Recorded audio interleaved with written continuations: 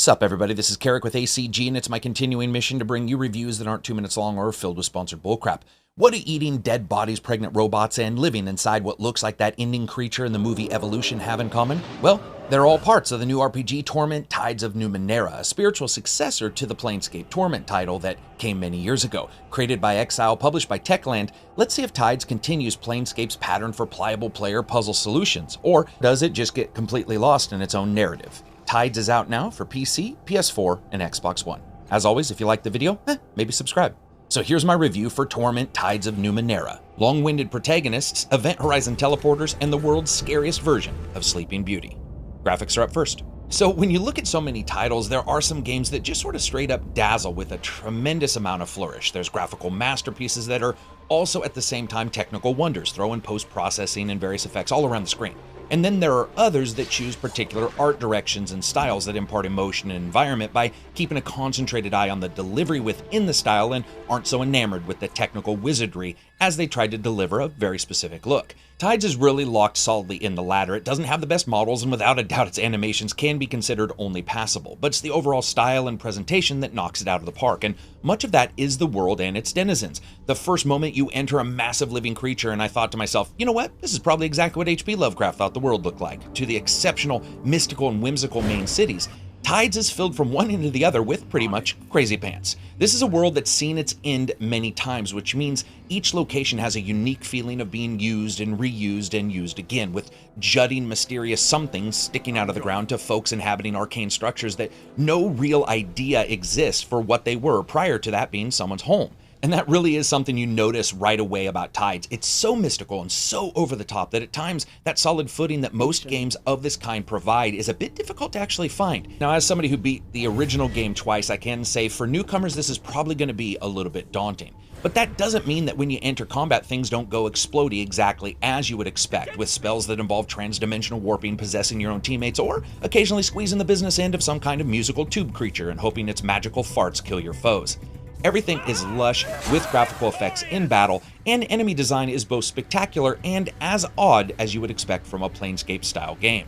Sadly, there are problems reported with the console versions, and they're a whole different ball game when it comes to performance. While on the PC, 4K resolutions and a high FPS are easily attainable on PCs with a 1080 GTX, the consoles hit low 20 FPS many times, sluggishly performing even at the best of times. Unfortunately, on the PC side, you don't have a lot of options for your graphics other than a few settings, and in fact, it is actually a little lean when it comes to that. Now, as a package, on PC, it's good, but make no mistake, more so than, say, Tyranny or Pillars or other titles of this kind, Tides is an acquired taste. Sound, music, and voice.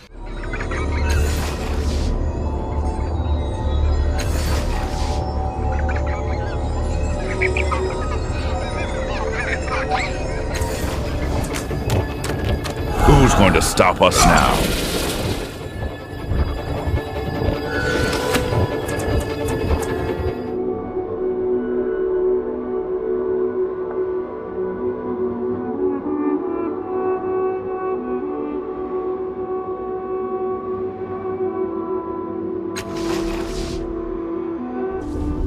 Where did he fall from?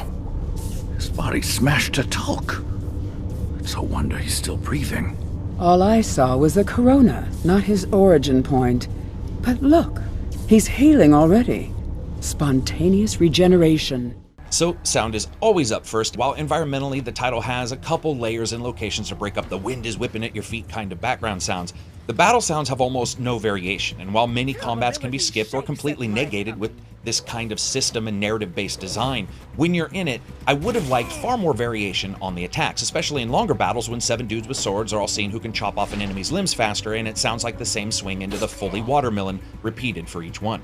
Luckily, since you are not in battle that much, when you're out and exploring, the sound is actually pretty good with some unique layering across the different environmental moments and some overall pretty good sound stereo separation. And of course, that brings us to music, and this is also just in the pretty good level. Listen, almost no place in this game is actually normal, and even a solitary outpost of escaped allies is shrouded under military-grade shields, people arguing over mystical defense systems, and a fucking teleporter. And that, of course, means music is equally eclectic. Now, luckily, the choice of more natural, grounded instruments, like a nice selection of solo woodwinds in those places, helps, but much of the music is more ethereal, ambient fare, which, coupled with the large amount of time there is no music, and the title can actually at times feel a little sonically empty. Overall, still though, it's good, but I would have loved to have had more, especially true when it came to character themes and otherwise. Voice. Yeah, so this is definitely just average. While a couple characters do have fully voiced moments, most don't, and this can leave a decidedly unfinished feel to the entire title. And what is spoken ranges from pretty good to, dear God, what just happened? I swear, there are at least 2 voiceovers in this game that'll make you seriously question if the recordings were done on a goddamn speak and spell. While most match the situation and emotionally feel connected to whatever environment they're actually in, there really is few and far in between that are actually excellent, and unfortunately that makes the bad ones even more easily noticed. Gameplay. And of course, as always, let's start a little bit about the story. You play as the last cast-off, a man or woman who is the last body-snatched entity of a creature known as the Changing God. Once he gets tired with the bodies, he basically jumps to another, and that leaves you without a clue as to what's going on in the world, but at the same time, having an absolutely fuck-ton of personal power. It's sort of like someone's admin assistant getting nuke launch codes, power with complete lack of knowledge. And what this does is it basically allows for the game to launch you into the game world new, as you go out and search for others of your kind and try to figure out what exactly is going on. And holy shit, do I actually mean launch. I can only assume this is what a randomly traded quarterback must feel like jumping into a new offense and then being told, hey dude, you're actually starting in Monday's game. Oh, and it's actually Monday. So as you're coming to grips with new technical terms and magical meanings, you begin to learn about the world and its issues. And you also quickly find out that despite whatever overall class you ended up choosing at the starting of 3 different ones, the game really does hinge on the unique set of attribute pools for action, and that's might, speed, and intellect to do most everything. Now these stats are raised as you level up, and their number becomes a pool you can spend from throughout the day to perform different actions. The more points to spend towards an action, the higher the chance of success. And your party members can also lend a hand or a mouth, or, well, that actually sounds dirty, but their pools can also be used with you. So if there's a log crossing your path, you might spend a couple points for speed and leap over it, or you could spend a couple points in might to smash the thing, or you could spend a couple points in intellect to make a lever and move it out of the way. Skills and abilities are more along the lines of traditional games, where if you have no points in them, it's a penalty to any attempt, and then as you add points, you get bonuses. Now, you should definitely keep a tight watch on these, as the descriptions might surprise you on what weapons actually end up interacting with what skills. They also unlock special moves for combat and sometimes passive bonuses. But the thing that tides continues from Torment is that most battles can be tricked, talked out of, or just plain escaped in some odd way, using your statistic pool to scare off enemies or fool bad guys into confusion or slip away unnoticed. And it really is a worthwhile system, and the developers made sure that almost every single encounter has some kind of solution in that way. And that's good, because when you do wade hip deep into the inevitability of steel-on-steel greetings, the turn-based combat is actually only acceptable, and it certainly isn't altogether clean. Movement in the battlefield feels wonky and lacks good feedback as to why some things just aren't possible. And while spending points from your pools to use your special abilities works well in shorter engagements, in longer ones it makes you feel like everyone in the game is a goddamn magic user, slave to the arcane magical pool called magic points, or in this case, might points or speed points or intellect points. While cool up front, after that, sometimes you're left with this tuckered out party that pretty much is unable to do anything other than swing a sword in a straight line. And that can also mean you cannot perform specific functions needed to further plots, which was odd, but it did actually happen 2 different times to me on specific quests where I had to leave and come back. Compared to the rest of the game, it feels woefully unpolished. In fact, unpolished is basically a good descriptor of the presentation throughout the entire title. The way the game plays, much like a choose-your-own adventure for a good deal of the time, meant that it felt spectacularly easy until it wasn't. And every time that popped up, the reason it wasn't easy anymore is because things just seemed to be sort of messed up. You see, for example, some battles or situations will happen when you haven't got the ability to sleep to refresh your pools, or you don't have any ciphers, which are basically powerful one-use spells or refreshing items on hand. And that can result in a complete friggin' travesty as your people are devastated without delay as enemies warp into battles and flood locations to the point of looking like one of those damned orgy scenes from Spartacus Blood and Sand. My advice, Make sure you always have pool replenishment items, and if you don't, then your quest from that point on is to go get them, because while the game has a battle system, in all honesty, it is best relegated to the last of choices on how to proceed. And that's where I find some of the presentation here a little bit strange. You see, with other games of this type, usually battle sort of takes the major focus. Here, of course, narrative does, but it seems like in those other games, the other skills that you have at least allow you to do some particular things and feel a little bit more fleshed out than the battle system does here. In a way, it feels like they were going for something opposite but equal and just got the opposite part. Now, within the game, you also have something called tides, and that's of course where the game gets its name. Consider them an ever-changing alignment system with a light feedback loop into yourself and those around you. It's sort of like a more intelligent version of Paragon and Renegade, with another version sort of shoved in there. Let's call it Paragade. Taking actions and solving different situations, I'll adjust these depending on if you went with an aggressive pacifist or some other tactic. Now, if there's one thing that I was really happy with in this game, it's the characters that can join you. While various different technical classes, that mattered far less than their stories, side quests, and various interactions with the game world, and they were outstanding. Not all were amazing, but most were very good, and for me, all the interlocking systems, and at times their clumsiness, didn't stop Tides from also being one of the most unique, engaging, and downright cerebral titles that I think I have played in years. I mean, when you're playing, one second you're negotiating with underground monsters, terrassing through an entire city's structural foundations, and the next you're discussing the finer culinary habits of eating people, and the next you're delving into the dangerous world of life debt stalking. There's an almost overwhelming amount of structured narrative here. Enter a spot, look around, and realize that nearly every single person has something to talk about, and that almost every single location has a number of small actions to perform.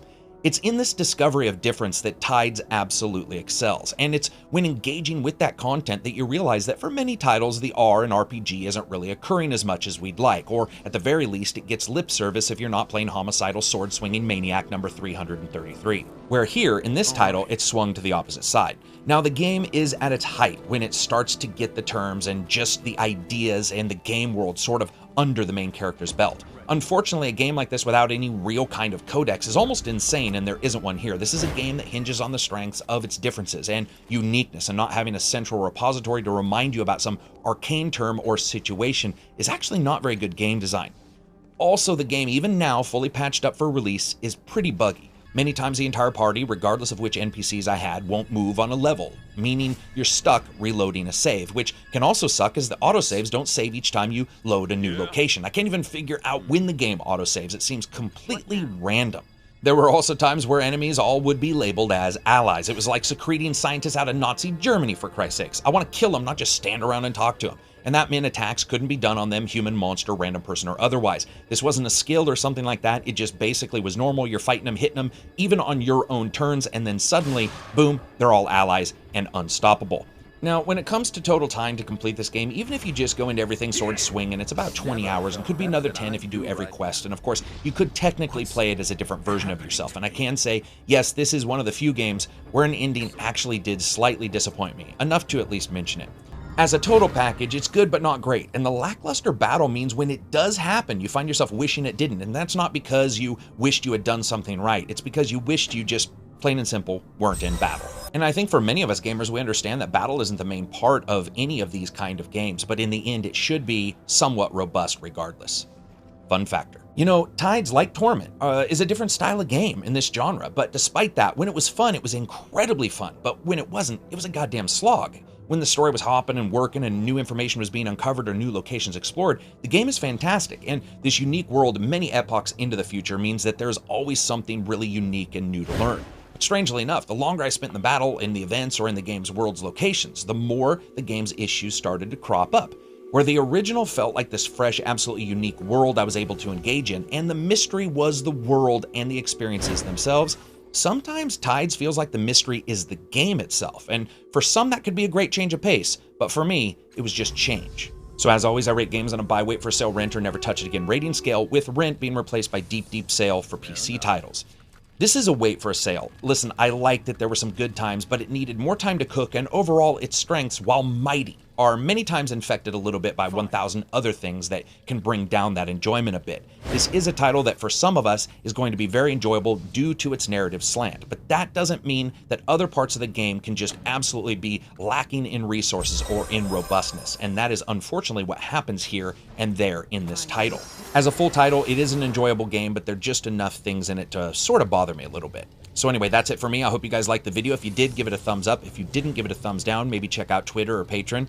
As always, peace out and enjoy the rest of your week.